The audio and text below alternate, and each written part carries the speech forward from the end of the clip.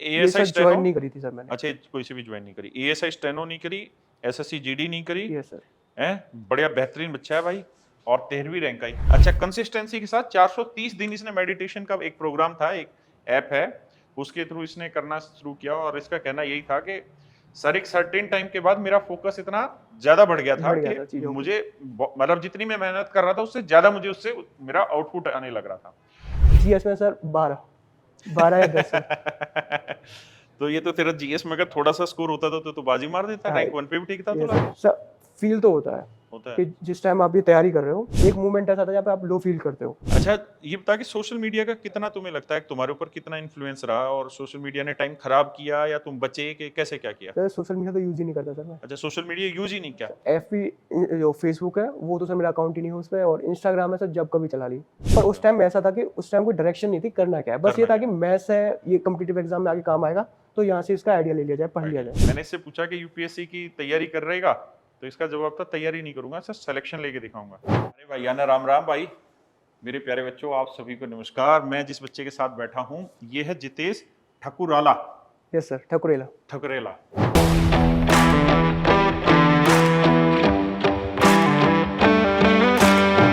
और कुछ बच्चे ऐसे होते हैं जिनकी आप एक बार शक्ल देख लो ना तो आप जीवन भर नहीं भूलते। आज से 20 साल बाद भी ये बच्चा मिलेगा तो मैं इसको भूलूंगा नहीं, क्योंकि जबरदस्त लेवल का पॉजिटिविटी का साइन इसके चेहरे पे है। ऐसे साइन 7-8 साल के बच्चे के चेहरे पे भी नहीं मिलते। ये मेरी ऑब्जर्वेशन है, ध्यान रखियो। तेरे चेहरे पे जबरदस्त पॉजिटिविटी है, और इससे बातों बातों में पता चला कि इसके चेहरे पे इतनी पॉजिटिविटी क्यों है। उस बात पे भी चर्चा करेंगे। हाल फिलहाल आज हम इसके साथ बैठे हैं इसलिए क्योंकि इसने झंडे गाड़े हैं एसएससी सीपीओ में। क्या रैंक आई भाई तेरी? Sir AIR 13। AIR रैंक 13 इसकी आई है ऑल ओवर इंडिया में। और सीपीओ 2024, एसएससी सीपीओ 2023 में इसका सिलेक्शन हुआ, रैंक 13। इस बच्चे की जो मैं बात कर रहा था अभी, बात करते करते इसमें बड़े सारे चेंजेस मुझे दिखाई दे रहे हैं। और बोलते हैं बहुत सारे लोग कि मेरी वाणी पे सरस्वती होती है, तो इस बच्चे की आप शक्ल याद रखना।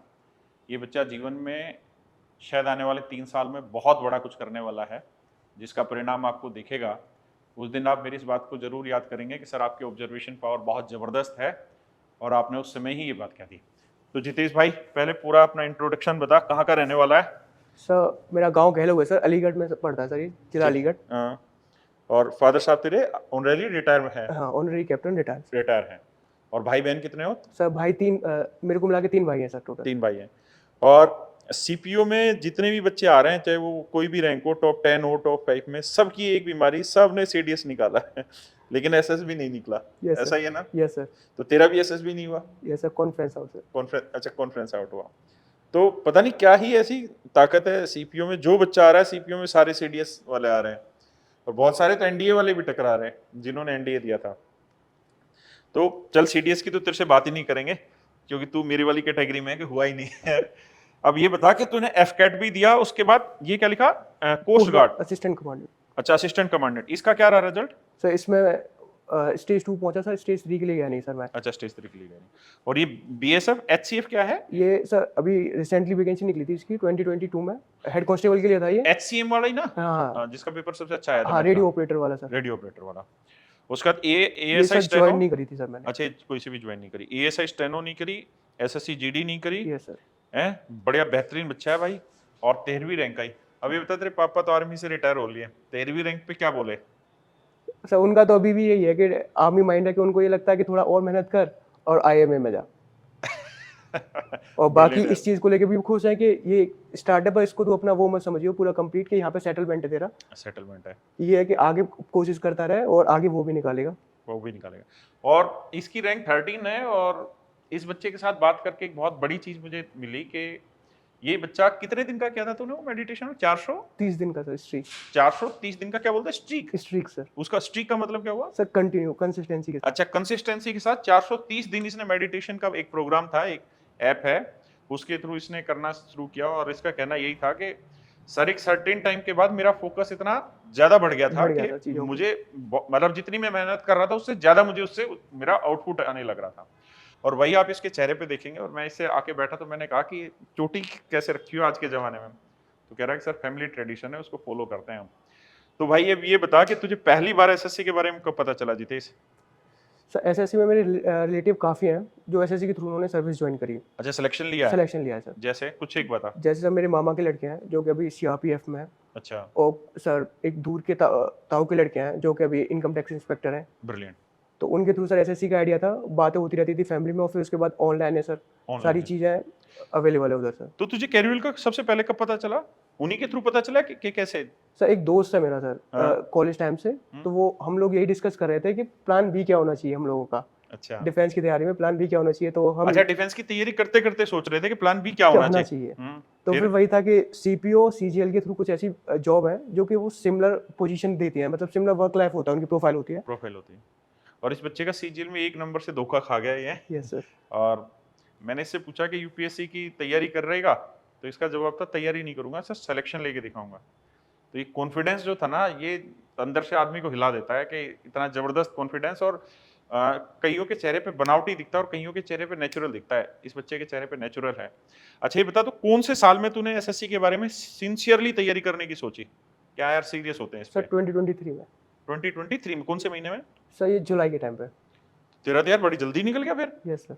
तूने तो फिर स्ट्रगल एसएससी के नाम का तो कुछ किया ही नहीं। कुछ ही नहीं किया सर तभी सर। तो तुम तो सीडीएस का स्ट्रगल करके काफी लंबे आ गए। सीडीएस का भी सर मेरे को टोटल प्रिपरेशन का टाइम हो गया है कॉम्पिटिटिव एग्जाम में 2 साल के करीब सर, 2 साल के करीब हो गए। और सुबह सीडीएस से करी थी। तो अभी जो तुमने 2023 जुलाई में तुमने तैयारी शुरू की है इसकी एसएससी की, तो तुमने लाइब्रेरी में की या घर पे बैठ के करते थे? सर घर पे बैठ के सर। अच्छा, लाइब्रेरी ज्वाइन ही नहीं नहीं की? सर। तो फिर कोई सर्कल था जहाँ कुछ चीजों में फंस जाओ तो वहां डाउट डिस्कस कर लिया, या कभी डिप्रेस होते उनसे, ऐसा था कुछ सर्कल? सर जैसे बताया मैंने, मेरा दोस्त है जो डिफेंस की तैयारी कर रहे हैं, मेनली डिफेंस और एसएससी के लिए। ठीक है। तो हम अक्सर ये सारी चीज़ें डिस्कस करते थे एग्जाम वगैरह के लेके, वो सारी चीज़ें लेके। हम्म। तो एक जो डाउट क्लियरिंग सेशन होता था हमारा, उन दोस्तों के साथ ही रहता था। तो वो सेम ही लाइन के थे? सेम ही लाइन के थे सर। और मैथ तेरा कैसा है? सर मैथ तो सर अब जबरदस्त हो गया सर। अब जबरदस्त हो गया। वैसे स्ट्रीम क्या था तेरा 12th क्लास में? Sir PCM. पीसीएम। और ग्रेजुएशन कहाँ से की? Graduation Deshbandhu college Delhi university. Deshbandhu को। क्या था ग्रेजुएशन में? Sir industrial BSc industrial chemistry अच्छा, इंडस्ट्रियल केमिस्ट्री। तो मैथ तेरा, लेकिन हाँ 12th तक तूने मैथ पढ़ा था। पढ़ा था सर। और मैथ तेरे को पल्ले भी जल्दी पड़ जाता होगा। सर हाँ, कुछ ऐसे कोई दिक्कत नहीं होती समझने में, एक बार कंसेप्ट समझा दो तो हाँ पल्ले पड़ जाता। और ठीक भी चीज़ है, बेसिक ठीक होगा तभी इतना जल्दी सिलेक्शन हुआ कि 2023 जुलाई में तैयारी करना शुरू किया और अब सीपीओ में। अच्छा, ये तेरा पहला ही एग्जाम है जो क्लियर हुआ है ना ये सीपीओ का, जो सीपीओ के ऊपर? एसएससी में पहला एग्जाम, एसएससी में दूसरा सर, इससे पहले जीडी क्लियर किया। एसएससी में जीडी हुआ, यस सर। यानी सब इंस्पेक्टर पे पहला एग्जाम हुआ है तेरा? पहला है सर। पहला एग्जाम हुआ और रैंक 13 तेरा आया। अच्छा, रैंक 13 जब तेरा आया तो पहली बार तुझे जब रिजल्ट पता चला तो उस समय तेरा क्या रिएक्शन था तेरा पे, या तुझे पहले से आइडिया था कि कुछ आएगा? आइडिया तो था सर पहले से, क्योंकि वही बताया आपको, एक एनालिटिकल होती है, तो पहले चेक करा था कि किस किस बेसिस पे किसको कितने मार्क्स पे कितनी रैंक मिली है। अच्छा। तो ये आइडिया लग गया था कि रैंक तो अच्छी आ ही जाएगी, पर जो खुशी होती है सर वो फिर भी एक मूवमेंट पर काफी अच्छी होती है सर। समझ गया। और ये बता कि जब पहली बार तुझे एसएससी का पता चला तो कैरियर का तेरे दोस्त ने वो बात रह गई बीच में, वो बताया नहीं तूने कि तेरे दोस्त ने कहा कि कुछ सेकंड ऑप्शन देखते हैं? हाँ प्लान भी सर। तो फिर हम ये एसएससी के बारे में डिस्कस कर रहे थे, सीजीएल और सीपीयू के बारे में। तो फिर उसने ही आइडिया दिया कि एक कैरियर ऐप के बारे में, राकेश सर के बारे में, अच्छा। राकेश सर गगन सर के बारे में। तो हमने वहाँ से आपका एक 2000 का कुछ कोर्स आता था, हाँ उस वो समय। हाँ वो परचेज किया सर। और उस टाइम पे सर वो भी हुआ था सीजीएल का, तो उसका सीजीएल हो गया था। अच्छा, उसका क्लियर हो गया था। हाँ, तो फिर हमने उसी से प्रिपरेशन वगैरह शुरू करी। प्रिपरेशन स्टार्ट कर दी। अच्छा, और ये बता कि जैसे तुम्हारा रीजनिंग वाला हिस्सा था, सीडीएस में तो रीजनिंग आती नहीं थी? नहीं सर। तो रीजनिंग का कैसे क्या किया था यार? सर रीजनिंग का कुछ बेस तो सर एफकेट से हो गया था क्लियर। अच्छा, एफकेट से। एफकेट में आती थी, फिर बाकी सारे मॉक और पीवाईक्यू से, तो उस बेसिस पे वो भी क्लियर हो गया। और जीएस तो तुम्हारी ठीक होगी क्योंकि पहले तुम तैयारी कर ही रहे होंगे, या भूल गए थे सर सब? जीएस का ये होता है कि जीएस का एसएससी का एक अलग कल्चर है, अलग कल्चर है। सीडीएस में जो जीएस आती है वो काफी अलग होती है, और इवन एफकेट में भी वो डिफेंस रिलेटेड होती है और कॉन्सेप्चुअल होती है, कंसेप्चुअल होती है। और जो सीडीएस वाली है ये स्टैटिक थी काफी, तो इसको जो इसी की प्रिपरेशन है वो जुलाई से शुरू करी थी। बाकी जो मैथ्स एसएससी वाली जो थी। हाँ अच्छा, जुलाई से ही स्टार्ट की थी पहली बार। तो कैसे करी थी स्टार्ट सा ऐसे था कि सीजीएल का भी एग्जाम दे गया, तो उसमें एक आइडिया लग गया कि इसकी जीएस से जो मैं पढ़ के गया हूँ उससे एग्जाम क्लियर नहीं होगा। और तेरे नंबर क्या थे इसमें प्री में? सर प्री में 143 थे। नहीं जीएस में? जीएस में सर 12 या 10 सर। तो ये तो तेरा जीएस में अगर थोड़ा सा स्कोर होता था तो बाजी मार देता, हाँ, रैंक 1 पे भी ठीक था तो ये लाके। तभी फिर जुलाई में शुरू करा जीएस सेक्शन का सर। अच्छा, जीएस सेक्शन को तभी तैयार किया, तो कैसे तैयारी शुरू की? सर उस टाइम पे ये था कि मॉक लगाया था, तो उससे एक सर्टेन टॉपिक्स का आइडिया लगा दिया था कि ये बार बार रिपीट कर रहा है, एसएससी पूछ रहा है, हाँ, वो एग्जैक्ट भिड़ने लगे चीजें। भिड़ने चाहिए लगी। और मॉक दे रहा था तो उसके टाइम पे वो एक प्रूफ भी मिल रहा था, Proof वेरिफिकेशन भी हो रही थी कि हाँ कंटेंट रिलेवेंट है। कंटेंट रेलिवेंट है। और इसमें इंग्लिश में? सर इंग्लिश का ये था कि सीडीएस की इंग्लिश मेरे को एसएससी से काफ़ी टफ लगती है। नेचुरल है, सीडीएस की तो है हाँ, ही, या टफ है। तो सर उसकी प्रिपरेशन कर रहा था, तो कुछ बुक्स की हेल्प से मदद कर ली लेते। थी। हाँ, और फिर कुछ मेंटर वगैरह भी थे, टीचर वगैरह, जैसे सर्टेन टॉपिक समझ में नहीं आता तो किसी टीचर से पढ़ लिया। समझ गया। और तरीका भी वही है, जो जहाँ से बढ़िया मिले उठाओ, आगे बढ़ते रहो। अच्छा, तो तेरी जर्नी में तुझे कोई ऐसी चीज नजर आ रही हो जो तू अपने नई जनरेशन को, नए दोस्तों को बताना चाह रहा हो कि यार मैं भी किसी सिचुएशन पे टकरा था और उसके बाद मैंने ऐसा कुछ किया तो मैं आगे निकल गया? क्योंकि रैंक 13 लाना अपने आप में बहुत बड़ा काम है ना, हर एक बच्चे के बस की नहीं होता कि इतनी अच्छी रैंक लेके आना। तो तुझे कौन सी अपनी अच्छी चीजें लगती है कि मेरी रैंक 13 इस वजह से आई कि ये मेरे अंदर चीजें मैंने की अपनी लाइफ में? सब पहला तो ये है कि एक ना किसी का एग्जाम दे रहे हो, किसी कमीशन का, ऐसे एसएससी का, तो उसका ना कल्चर को पहचानो कि वो पूछ क्या रहा है, क्या बेसिस है उसका। ठीक है। तो जैसे सर मैंने एसएससी का पहचाना, तो उसमें मेन था पीवाईक्यूज। अगर आप पीवाईक्यूज को अच्छे से करते हो तो 50 to 60% डायरेक्ट और इनडायरेक्ट क्वेश्चन वहां से आते हैं। जो रेस्ट ऑफ 30 to 40% क्वेश्चन बचे, उनके लिए आप पे एक्स्ट्रा टाइम हो जाता है, जहाँ पे जो नया इनोवेशन हुआ होता है तो उसमें वो एक्स्ट्रा टाइम आप लगा सकते हो। लगा सकते हैं। फिर उसके बाद मॉक हो गए। मॉक तो रेगुलर है, मॉक को अटेम्प्ट ही नहीं बल्कि उसको एनालाइज भी करो। अच्छा, तो इसका एनालिसिस कैसे करता था वो बता। सर एनालिसिस ऐसे है कि जो कोई एक नया टॉपिक आ गया उसमें जिसको मैं नहीं जानता, फिर उसके साथ क्वेश्चन मैंने पेन डाउन करे। नया टॉपिक है, नया कॉन्सेप्ट भी? नया कॉन्सेप्ट भी, हर कुछ पेन डाउन करा मैंने। और जीएस में कैसे करते थे एनालिसिस? जीएस का ये था कि जो सर से पढ़ा उसके बाद जीएस का ये था कि मेनली जो क्वेश्चन कहाँ से रिपीट, किस सेक्शन से ज़्यादा रिपीट हो रहा है। अच्छा। जैसे डांस फॉर्म हो गई, ये कल्चर वगैरह हो गया, यहाँ तो से फिर उसी को प्रैक्टिस कर दिया उसी को सबसे ज़्यादा पहले उसी कंसेप्ट को स्ट्रॉन्ग करना जिससे ज़्यादा रिपीट हो रहे हैं क्वेश्चन, क्योंकि वहाँ से तो आना ही आना है। और रीजनिंग में? और रीजनिंग का सर ये था कि वही पीवाईक्यू लगाओ और प्रैक्टिस ज्यादा प्रैक्टिस ज़्यादा। हाँ अच्छा, डेली कितने मॉक टेस्ट देता था लास्ट के कुछ टाइम पे? सर लास्ट के कुछ टाइम पे 2 मॉक टेस्ट। कहने का Daily? मतलब है कि 1 घंटे में एक मॉक टेस्ट होता है और 1 घंटे में उसकी एनालिसिस होती है, और अच्छे से करो पूरा तो टाइम इन्वेस्ट करते थे पूरा उसके टाइम। एनालिसिस? हाँ, बल्कि क्योंकि एक होता है ना कि स्क्रीनशॉट कल्चर है आजकल, तो जो कुछ हुआ स्क्रीनशॉट ले लिया आगे बढ़ गए, वो नहीं, उसको अच्छे से पेन डाउन करो तो उससे एक आइडिया रहता है कि तुमने लिखा क्या है। और वो कैप का कैसे क्या करते थे? सर बुक ऐप के लिए सर मेरी बुक रीडिंग और न्यूज़पेपर रीडिंग, तो उससे काफ़ी आइडिया लग जाता था बुक ऐप का। और बाकी जो एसएससी की बुक है वो कुछ रिपीट क्वेश्चन होते थे, तो वो भी हाँ वो भी पेन डाउन करे थे। वो भी पेन डाउन किया। कहने का मतलब है कुछ एक्स्ट्रा बुक ऐप कहीं से नहीं पढ़ी, जो इसकी थी एसएससी की बुक ऐप थी, और जो बुक्स और उससे जो भी वर्क मिलते थे वो उसी बेसिस पे। समझ गया। अच्छा, जब तूने ये पिछले लगभग 1 साल जो तैयारी किया, इसमें कोई ऐसा मोमेंट आया जब तुझे लगा कि तुझे अपने ऊपर डाउट हुआ कि मेरी डायरेक्शन ठीक जा रही है कि गलत जा रही है, कि मैं जो कर रहा हूँ वो सफिशिएंट है भी कि नहीं है, या मुझे कुछ और एफर्ट करना चाहिए? ऐसा कभी फील हुआ? सर फील तो होता है कि जिस टाइम आप ये तैयारी कर रहे हो और उस समय आउटपुट का तो पता ही नहीं क्या होगा। हाँ, एक मोमेंट ऐसा था जहाँ पे आप लो फील करते हो, जैसे कि मेरे था ये सीजीएल वाला। अच्छा, सीजीएल जो 1 नंबर से रुका एक नंबर से रहा था, तो उसमें ये था कि कमी तो मेरे में भी कहीं नहीं है, बस यही था कि राइट कंटेंट नहीं था, राइट डायरेक्शन नहीं थी, जो एक एसएससी को चाहिए थी। एसएससी को चाहिए थी। वही था कि जो एक माइंडसेट था वो डिफेंस वाला था, उस माइंडसेट से तुम एक इस कल्चर एसएससी को निकालने जाओगे तो वो मुश्किल है थोड़ा सा, क्योंकि हर एक एग्जाम अपना एक टाइम मांगता है। तो फिर तूने उस पर कैसे सोचा? सर इसका ये था कि उस टाइम सर लो हो रहा था, काफ़ी फील लो, एक लो मूवमेंट था सर। फिर उसके बाद थोड़ा सा घूमने वूमने गया, थोड़ा सा दोस्तों की मदद ली कि कैसे क्या है, तो फिर उन्होंने सर बात करके एक कंक्लूजन पे पहुंचे कि ये है कि चीज़ों को अभी यहाँ तक पहुंचा तो इससे आगे भी पहुंचेगा। आगे भी पहुंचेगा। कंटिन्यू रहो, कंटिन्यू से ही कुछ ना कुछ चीजें निकलती हैं, बिना कंटिन्यूएशन के तो चीजें निकलती नहीं। अच्छा, प्रैक्टिस किताब से करता था या ऑनलाइन पीडीएफ वगैरह से करता था? सर ऑनलाइन पीडीएफ से। ऑनलाइन पीडीएफ से। किताब का ये था कि बहुत सारा, मतलब किताब से निकलवाना वो ठीक नहीं है, वो पैड था सर, पैड को खोलो तो उससे। अच्छा, क्लास भी पैड पे ही लेते थे और सब कुछ उसी पे करते थे, तो वहां से वो चीजें आसान हो जाती थी। आसान हो जाती थी। फोन का ये था कि थोड़ी सी छोटी डिस्प्ले होती है, छोटी डिस्प्ले होती है। अच्छा, ये बता कि सोशल मीडिया का कितना तुम्हें लगता है तुम्हारे ऊपर कितना इन्फ्लुएंस रहा, और सोशल मीडिया ने टाइम खराब किया या तुम बचे, कि कैसे क्या किया? सर सोशल मीडिया तो यूज ही नहीं करता सर मैं। अच्छा, सोशल मीडिया यूज ही नहीं किया? एफबी जो फेसबुक है वो तो सर मेरा अकाउंट ही नहीं है उस पर, और इंस्टाग्राम है सर जब कभी चला ली। लगभग रैंडम कितना चला लेते हो? कितने दिन में? महीने में एक बार। महीने में एक बार, तब जाके रैंक 13 निकलती है इंस्टाग्राम अकाउंट? नहीं सर, अब वो एक अलग चीज़ है, मेरा थोड़ा सा रीजन अलग था। क्या? वही सर कंसंट्रेशन वाला, कि अगर समझ गया।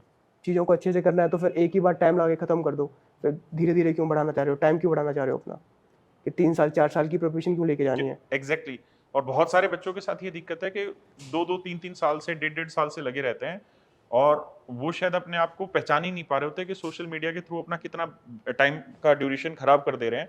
उनको लगता है कि चलो आज आज कर लेते हैं, कल से कंट्रोल करेंगे। लेकिन ये बात इस बच्चे की ठीक है कि उसको परमानेंटली कहीं ना कहीं हैंडल करना पड़ेगा, तभी आप उस चीज़ को प्रॉपरली टैकल कर पाएंगे। अच्छा, एक चीज़ मुझे बता कि मैथ में जब तुम प्रैक्टिस करते थे तो भाई लाइव क्लासें देख रहे हो, तो लाइव क्लास में किसी न किसी क्वेश्चन में तो फंस जाते हो, और फंस जाते हो तो मैथ में ऐसा रहता है कि जब फंस जाते हो तो फिर बहुत सारे बच्चे उससे बाहर नहीं निकल पाते जल्दी से। वो सोचते हैं कि अब इसी क्वेश्चन में लगे रहे, जब तक ये ठीक ना हो जाए तब तक छोड़ना नहीं है इसको। तो तुम्हारी क्या मेंटेलिटी रहती थी ऐसी चीजों पे जाके, ऐसी स्टेज पे? लाइव क्लास का मेन ये है कि पहले क्लास कंप्लीट करो, जैसे कि एग्जाम में भी यही होता है कि अगर एग्जाम में तुम किसी क्वेश्चन में फंस रहे हो हाँ। तो पहले उसको छोड़ो और आगे बढ़ो, आगे फिर उसको आराम से तब करो जब तुम्हारे पास टाइम है और तुम उसमें टाइम इन्वेस्ट कर सकते हो। अच्छा, तो ये कि कंसेप्ट को अगर तुम एग्जाम से अलग हो, घर पे प्रिपरेशन कर रहे हो, उस टाइम पे किसी कंसेप्ट को खाली मत छोड़ो, टाइम है तो लगाओ उसमें। लगाओ। अच्छा, और जैसे तेरा तो बेसिक शायद ठीक था, इसलिए तूने एक साथ 2-3 सब्जेक्ट करे होंगे तैयार, या शुरुआत में सिर्फ मैथ पे ही फोकस किया था? जब स्टार्टिंग कर रहा था, खुद से तैयारी करने की एसएससी सोच रहा था तब? सर उस टाइम पे सर डाइवर्सिफाई करा था, क्योंकि बेस्ट जैसे? पढ़ने से ये है कि एक ही सब्जेक्ट पढ़ने से थोड़ा सा दिमाग भी बोरिंग होता है। बोरिंग होता है, तो सर जीएस भी और सारे पोर्शन एक ही साथ कवर करे थे। अच्छा, तेरी लास्ट की 10 दिन की क्या स्ट्रेटजी थी एग्जाम से 10 दिन पहले? सर 10 दिन पहले सर ये था कि एक तो अपने जो टीचर्स ने तुम्हें पढ़ाया उस पर ट्रस्ट करो, जो अपनी प्रिपरेशन है उस पर ट्रस्ट करो, और जैसे कि उस टाइम पे ना बहुत सी सीरीज आती हैं कि उस टीचर की देख लो, उस टीचर की देख लो। मैं ये नहीं कह रहा कि सब टीचर पे वो करो, पर वो है कि एग्जाम से 7-8 महीने पहले आपको पता है किससे पढ़ा है आपने, कैसे पढ़ा? तो उस पर भरोसा रखो, उसकी करो, और कोई सोर्सेज पे जाओ मत, और मॉक टेस्ट उस टाइम पे उस समय रखने से भी, उस सोर्स को यूज करने से भी कुछ होगा नहीं, अलग-अलग सोर्स और को मेन ये कि जो कंफ्यूजन हो जाएगा। हाँ, और जो कंटेंट नोट्स बनाए उनका रिपीटेशन हमेशा, अच्छा, repetition notes handwritten notes बनाता था? हैंड रिटन है सर, उसका रिपीटेशन जरूरी है सर, उनको जितनी टाइम रिवाइज करोगे उतना ही बेनिफिट करेगा, उतनी जल्दी तुम लॉजिक सेट कर पाओगे एग्जाम के टाइम पे। अच्छा, कैरियर को तो कुछ सजेशन देना चाहे कि सर कैरियर में जितने भी टीचर्स हैं, जितनी भी टेक्नोलॉजी, इसमें तेरी तरफ से अगर कुछ तुझे लगता है कि सर ये सुधार करना चाहिए, तो क्या सजेशन देना चाहेगा जो हमें आने वाले टाइम के लिए अपनाना चाहिए? सर अभी फिलहाल जितना मैंने पढ़ा, मैंने सर 3 ही टीचर से पढ़ा हूँ जो मेनली है, मेरे को उनकी सर जो पेडागोगी है वो एकदम बेस्ट लगी, और बाकी ऐसा कुछ नहीं है जो मैं मेरे हिसाब से सजेसिबल हो। अच्छा, ओके, सारी चीजें ओके सर। अच्छा, मॉक टेस्ट कहाँ से देते थे? सर मॉक टेस्ट के लिए सर ओले बोर्ड, अच्छा, टेस्ट बुक। अच्छा, मुझे ये बता जितेश कि जब पहली बार तुम्हें एसएससी का आइडिया बना, तो फिर तुमने उस पर कैसे क्या रिसर्च करना स्टार्ट किया कि क्या आता है पेपर में, कैसा आता है, क्या तैयारी करना चाहिए, क्या नहीं, उसके बारे में बता। सर बाकी बेसिक का तो ये आइडिया हो गया था कि सिलेबस क्या क्या है, वो तो इंटरनेट से हो गया था, अब पढ़ना कहाँ से है, तो उसके लिए सर कोचिंग वगैरह का तो उतना था नहीं उस टाइम, तो एक आपकी ऑनलाइन बुक परचेज करी थी जो 6000 क्वेश्चन कुछ करके आती थी, 7300 करके थी। Yes sir. हाँ, तो उस समय कम थे, बाद में फिर 7300 करे। अच्छा, हाँ फिर? सर उससे क्वेश्चन लगाए, तो उस टाइम तो काफी टाइम लगता था, 2-2 मिनट, 1-1 मिनट, 3-3 मिनट भी सर, 5-5 मिनट भी सर। फिर वही है कि रेगुलर प्रैक्टिस से, कंसिस्टेंसी से वो भी सर। अच्छा, उससे डिटेल करते थे फिर, शॉर्ट जो उसमें शॉर्ट, आधी चीजें समझ में आती होंगी, आधी चीजें नहीं समझ में। पर उस टाइम ऐसा था कि उस टाइम कोई डायरेक्शन नहीं थी करना क्या है, बस ये था कि मैथ्स है, ये कॉम्पिटिटिव एग्जाम में आगे काम आएगा, तो यहाँ से इसका आइडिया ले लिया जाए, पढ़ लिया जाए। तो स्किप करने की आदत ठीक है, कर देता है काम। जरूरी है सर, ईगो पे नहीं लेना चाहिए, यही नहीं लेना चाहिए ईगो पे। एक बार की बात है, 2013 की पेपर था, एसएससी प्री का था, उस समय 50-50 क्वेश्चन आते थे, एससीजीएल में भी। वहां क्या था कि 2013 में मैथ का इतना गंदा पेपर था कि शुरुआत के 6 क्वेश्चन बहुत डिफिकल्ट थे और आखिरी के 7 क्वेश्चन बहुत डिफिकल्ट थे पेपर के, और बीच में जो 50 क्वेश्चन में, यानी शुरुआत के 5-6 हटा दो, आखिरी के 5 हटा दो, बीच के सारे आसान क्वेश्चन थे। लेकिन हुआ क्या कि जिन बच्चों का मैथ बहुत अच्छा था, और जो तूने बात कही कि ईगो वाली, उन्होंने क्या किया, मैथ उठाया, शुरुआत में एक क्वेश्चन किया, नहीं बना, तो सोचे चलो अगले पे चलते हैं, अगला किया, नहीं बना, तीसरा भी नहीं बना, फिर सोचा यार पेपर को ना पीछे से उठाते, उस समय ऑफलाइन होता था, तो फिर 50वें क्वेश्चन से शुरुआत करते थे, मतलब जो उसका नंबर होता, पीछे से देखा, पीछे का भी नहीं हुआ, और फिर वो इतना डिप्रेस हो गए वहां पे कि जो बीच में सारे आसान क्वेश्चन थे वो भी वो नहीं कर पाए। तो ये स्किप वाली एबिलिटी तो सब में होनी चाहिए, और हमें इसमें तो रखना ही चाहिए कि जो नहीं हो रहा उसे छोड़ के आगे बढ़ो, क्योंकि हर एक क्वेश्चन का नंबर सेम है, तो आगे उसके लिए फाइट करी जा सकते हैं। तो थैंक यू मेरे प्यारे बच्चों। इस बच्चे का नाम ध्यान रखना, जितेश ठकुराला। Yes sir. है, ये बच्चा मेहनती है, जज्बाती है, सच है, और चेहरे पे तेज है, और तेज का कारण बहुत ज्यादा ये है कि 430 दिन तक इसने लगातार मेडिटेशन की तैयारी की और मेडिटेशन किया। और कितना समय खराब होता होगा दिन का इसमें? सर समय का खराब होता है सर, समय बन जाता है। मैं वही ला रहा था, कितना समय लगता है दिन का? सर ये है कि उसमें टाइम टेबल है, टाइम सेट होता है, टाइमर होता है जिस हिसाब से आप करना चाहो। तो मेरा ये था कि जैसे टाइम बढ़ता रहता तो मैं मैक्सिमम टाइम वाली एक्सरसाइज को लेता था। एक्सरसाइज करने से लगभग दिन का एवरेज कितना टाइम लग जाता है? सर 25 मिनट जाता है, और जो इफिशियंसी जो काम आप 2 घंटे में कर रहे हो वो 1 घंटे में कर पाओगे। हाँ, यानी दिन का 25 मिनट का अगर वो मेंटल एक्सरसाइज, देखो गेम हमें इसी पे करना है, पेपर इसी ने देना है ना, इन हाथों से पेपर नहीं होना, इस दिमाग से पेपर होना है। और हम कितना इसके लिए एक्सरसाइज कर रहे हैं मेंटल हेल्थ के लिए, वो बड़ा मैटर करता है, जो इस बच्चे ने किया और उसी का ये रिजल्ट है। और डेली 20-25 मिनट हमें देने भी चाहिए ताकि ये चीज साफ सुथरी और स्वस्थ रहे। और मैं तेरे को प्रॉमिस कर रहा हूँ कि मैं इस चीज को फॉलो करूंगा आज से, है। मैं 25 मिनट माइंड को देने की कोशिश करूंगा और मेडिटेशन की तरफ जाने की कोशिश करूंगा। तो थैंक यू मेरे प्यारे बच्चों। आपके कुछ और सवाल हैं तो आप इस वीडियो के कमेंट में जरूर भेजिए, ताकि हम आने वाले जितने और बच्चे हैं उनसे उन सवालों के बारे में डिस्कस कर पाए। थैंक यू मेरे प्यारे।